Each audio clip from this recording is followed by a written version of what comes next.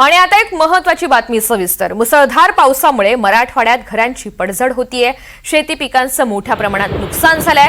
ज्यांच्या घरांचं नुकसान झालेलं आहे त्यांना आजपासून 5,000 रुपयांची रोख मदत देणार असल्याची घोषणा उपमुख्यमंत्री अजित पवार यांनी केली आहे। घरांचं नुकसान झालेल्यांना 5,000 रुपये रोख मदत मिळणार आहे आणि बीडमध्ये उपमुख्यमंत्री अजित पवार यांनी या संदर्भातली मोठी घोषणा केलेली आहे। आज ते पाहणी दौऱ्यावर आहेत आणि त्या संदर्भात त्यांनी घोषणा केली।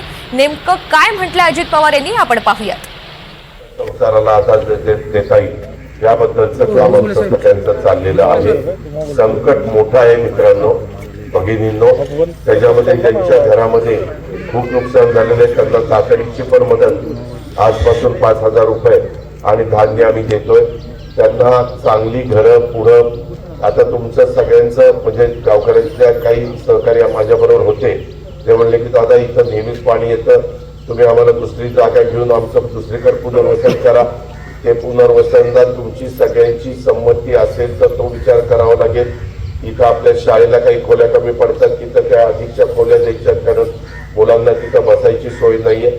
अशा प्रकारचे